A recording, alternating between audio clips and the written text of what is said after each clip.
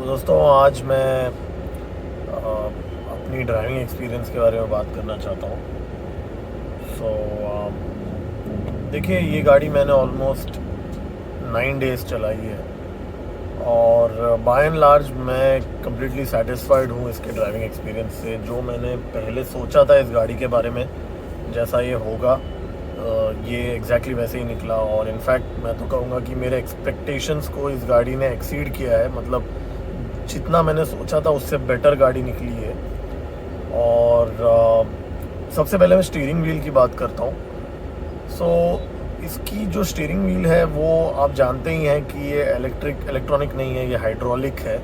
तो इसके वजह से पार्किंग लॉट में शायद थोड़ा सा आपको हैंडल घुमाने का आदत डालना पड़ेगा थोड़ा ज़ोर से, अगर आप इलेक्ट्रॉनिक पावर स्टीयरिंग वाली गाड़ी से इस गाड़ी पे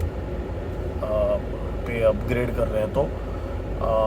लेकिन पार्किंग लॉट के अलावा बाहर अगर आप सड़क पे चलाएंगे स्टीयरिंग से, आपको बहुत मज़ा आएगा। और ये स्टीयरिंग का जो एक्यूरेसी है वो भी काफ़ी अच्छी है। मुझे तो नहीं लगा इसके अंदर कोई ड्रॉबैक है। सिर्फ इतना ही है कि थोड़ा सा हार्ड हो जाता है पार्किंग लॉट में एट स्लो स्पीड्स। उसके अलावा परफेक्ट है। इनफैक्ट हाई स्पीड में तो ये स्टीयरिंग व्हील तो मैं तो बोलूँगा इलेक्ट्रॉनिक से भी बेटर है। मतलब बहुत ही अच्छा कंट्रोल होता है गाड़ी का स्टीयरिंग व्हील की वजह से। जब आप चलाते हो 100 की स्पीड पे, हम 120 की स्पीड पे या अबाव 80 की स्पीड पे, only on very slow speeds of 5 to 10 kilometres per hour या 15 किलोमीटर्स पर आवर, जब आप नॉर्मली गाड़ी पार्क करते हो या बहुत स्लो चलाते हो, तभी आपको ये थोड़ा सा हार्ड लगेगा। बाय एंड लार्ज मैं अगर रेट करूँ इसकी स्टीयरिंग व्हील की परफॉर्मेंस को, तो मैं कहूँगा 10 में से मैं 8.5 दूंगा इसकी जो स्टीयरिंग व्हील की परफॉर्मेंस को। इसके अलावा अब मैं आता हूँ एक्सेलरेटर पे। वैसे तो देखिए, इसका जो पिकअप है वो मैं कहूँगा बहुत ही अच्छी पिकअप है, इवन नॉर्मल मोड में भी। मैंने ऐसे नॉर्मल मोड, सिटी मोड इस गाड़ी का होता है, तो उसमें काफ़ी अच्छा पिकअप मिलता है। कभी अगर आप हाईवे में चला रहे हैं, आपको जस्ट थोड़ी मस्ती करने का मूड है, तो आप बस स्पोर्ट्स मोड वाली बटन दबा दीजिए और ऑटोमेटिकली मेरे हिसाब से 20 to 30% पिकअप बढ़ जाता है इस गाड़ी का। 20 to 30% आपका पिकअप बढ़ जाएगा और आपको बहुत ज़्यादा मज़ा आएगा ये गाड़ी चलाने में। वैसे भी मज़ा तो आता ही है, और ज़्यादा मज़ा आएगा आपको। तो पिकअप के मामले में मैं तो कहूँगा कि again this is a very good car. बहुत ही अच्छा पिकअप दिया है। मैं तो कहूँगा कि अगर आई थिंक इस सेगमेंट में इसकी जो पिकअप है वो वन ऑफ द बेस्ट है। इसके अलावा अगर आप देखेंगे, इसका जो ब्रेकिंग सिस्टम है, दोनों आगे और पीछे डिस्क ब्रेक्स लगे हुए हैं।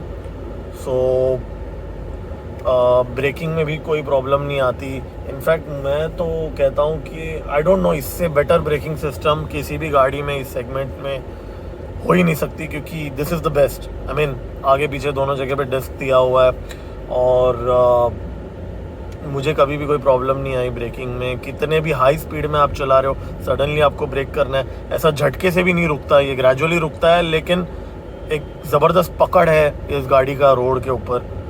वो एक चीज़ है जो मुझे ऐसा लगता है कि ये गाड़ी काफ़ी अच्छी तरीके से हैंडल करती है ब्रेकिंग। और उसके बाद में मैं कहूँगा कि इसका जो टर्निंग रेडियस है वो, देखिए ये एक लंबी गाड़ी है। तो इससे पहले मैं इको स्पोर्ट चलाता था, तो उसके कंपैरिजन में ऑब्वियसली ये बहुत लंबी गाड़ी है। तो इनिशियली मुझे ऐसा लगा कि शायद इसकी जो टर्निंग रेडियस बहुत डिफ़िकल्ट होगा टर्न करने के लिए का, बिकॉज ये लंबी है।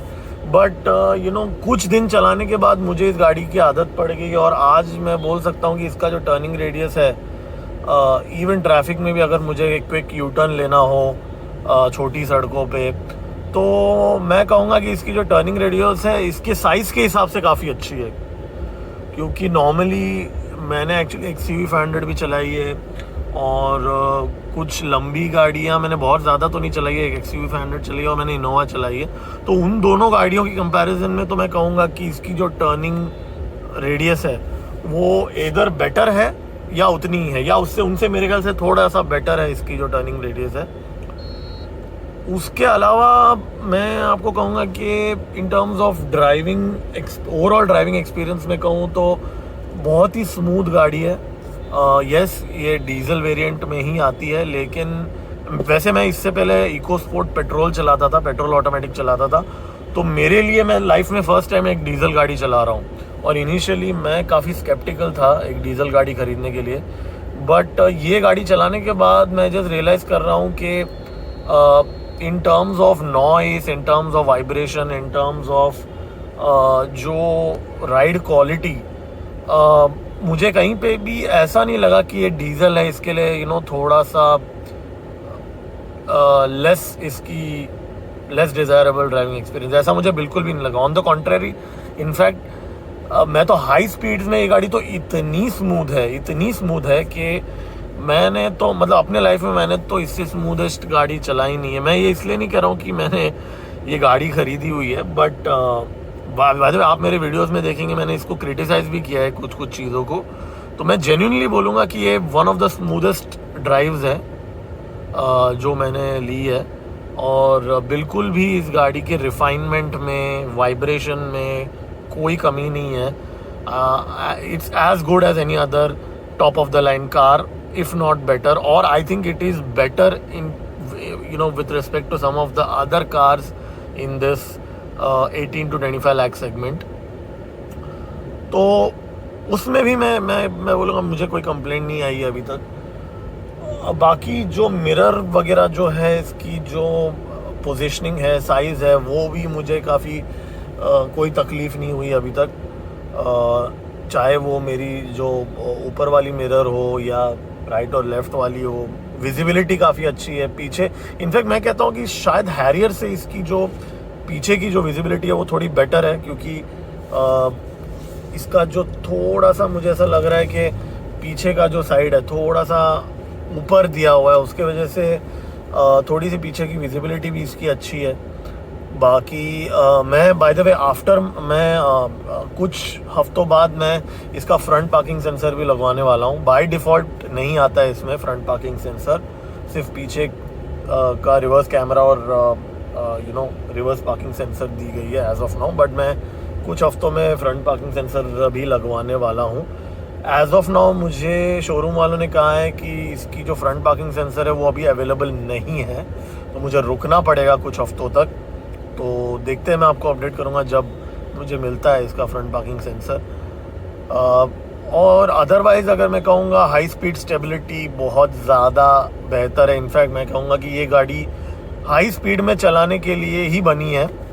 ये इनजस्टिस होगा इस गाड़ी को अगर आप ट्रैफिक में 10-20 की स्पीड पे चला रहे हैं, जैसे मैं अभी चला रहा हूँ मुंबई की सड़कों पे। और हाईवे का राजा है गाड़ी। हाईवे पे तो जो आपको मज़ा आएगा ये गाड़ी चलाने में, वो अलग लेवल का मज़ा आएगा। सिटी ड्राइविंग भी इसका काफ़ी अच्छा है। जैसे मतलब अभी आज पूरा दिन मैं चला रहा था सिटी में, तो मुझे तो कुछ ऐसा प्रॉब्लम नहीं लगा। सिटी ड्राइविंग में भी ब्रेकिंग अच्छी है, टर्निंग रेडियस अच्छी है, तो मुझे नहीं लगा इसके अंदर कोई प्रॉब्लम है। लेकिन हाईवे पे इतना मैं ज़रूर कहूँगा कि मैंने 120-130 पे चलाई है ये हाईवे पे, काफ़ी ज़्यादा स्टेबल है। और इनफैक्ट हाई स्पीड में जो टर्न्स हम जब लेते हैं तब कुछ गाड़ियों में थोड़ा सा ज़्यादा आपको रोलिंग इफेक्ट फील होता है, वो इस गाड़ी में थोड़ा मुझे कम लगा। मतलब एक जब आप लेट्स से 80, 90, 100 की स्पीड पे जब आप हाईवे पे टर्न लेते हैं तो थोड़ा सा मैं नहीं कहता हूँ कि गाड़ियाँ अनस्टेबल हो जाती हैं, बट थोड़ा सा आपको फील होता है कि गाड़ी थोड़ा सा अनसेटल हो जाती है, अनकंफर्टेबल फील करती है। बट ये गाड़ी में मैंने वो फील नहीं किया है, क्योंकि मेरे घर के पास ऐसे 2-3 स्पॉट्स हैं जहाँ पे मैं इतने साल से चला रहा हूँ इको स्पोर्ट, और उससे पहले मैं I10 चलाता था, तो मुझे वो फील होता था। मतलब ज़्यादा नहीं, बट थोड़ा सा अनकंफर्टेबल गाड़ी फील करता था। बट ये गाड़ी में मुझे वो फील नहीं होती। मतलब ये ज़मीन को पकड़ के चलती है गाड़ी, इवन हाई स्पीड टर्निंग पे भी। तो मेरे ख्याल से रोल ओवर मिटिगेशन इसका कुछ ESP फीचर है जो आपको बाकी वीडियोस में बता देंगे, वो उसके वजह से शायद वो इसकी जो परफॉर्मेंस वैसी है। बाहर का आवाज़ अंदर नहीं आता। अब जैसे मैं ट्रैफिक के बीचों बीच हूँ, लोग हॉर्न बजा रहे हैं मेरे आसपास। आई डोंट नो आप लोगों को सुनाई दे रहा है कि नहीं, पर बिल्कुल भी बाहर का आवाज़ अंदर नहीं आता, अंदर का आवाज़ बाहर नहीं जाता। ऐसा लगता है कि ये पूरा सील हो चुका है कैबिन, और you know we are completely isolated from the world. हम एकदम ही आइसोलेट हो चुके हैं इस गाड़ी से, ऐसा फीलिंग आता है इस गाड़ी पे। तो वो एक नंबर का इन्होंने काम किया है जो नॉइस लेवल्स को कम करने के लिए टाटा ने। और जहाँ तक मैंने कुछ इंटरव्यूज़ में पढ़ा था, टाटा के इंजीनियर्स ने कहा है कि मे बी हैरियर से भी ज़्यादा इन्होंने इस गाड़ी में नॉइस रिडक्शन की कोशिश की है, करने की कोशिश की है। सो ये मेरी कुछ ड्राइविंग ऑब्जर्वेशंस थी। एक्चुअली मेरे पास और भी कुछ चीज़ें हैं शेयर करने के लिए, पर आई थिंक इस वीडियो में मैं इतना आपको बताना चाहूँगा। बाकी मैं आपको अपडेट करते रहूँगा मेरे एक्सपीरियंस के बारे में। इनफैक्ट मैं एक अपडेट देना चाहता हूँ, मेरा जो टायर प्रेशर मॉनिटरिंग सिस्टम का जो एरर निकला था मेरा डिलीवरी डेट से, वो अभी तक सॉल्व नहीं हुआ है। 3-4 दिन हो चुके हैं। मैं टाटा के सर्विस सेंटर में मैंने फ़ोन किया, उन्होंने कहा है कि वो गेट बैक करेंगे और वो फैक्ट्री में बात कर रहे हैं इसके बारे में। मुझे खबर मिली है कि एक और टाटा सफारी ओनर की भी TMPS एरर का इशू निकला है। तो मैं अकेला नहीं हूँ मुंबई थाने एरिया में जहाँ ये इशू पाई गई है, और भी 1-2 गाड़ियाँ हैं जहाँ पे ये इशू TMPS एरर की इशू उन्होंने फेस की है। तो मुझे ऐसा लगता है कि ये नई मॉडल है, तो इशू भी नहीं है। आई एम श्योर टाटा की इंजीनियर्स ट्राई कर रहे होंगे समझने के लिए कि ये क्यों और कैसे आ रही है ये इशू। इस पर मैं आपको अपडेट करूँगा कि जब मेरे पास सोल्यूशन निकलेगा इस इशू का। बाकी मैं और वीडियोस अपलोड करते रहूँगा, और मेरे चैनल को आप सब्सक्राइब कर सकते हैं। So have a good evening and have a nice day.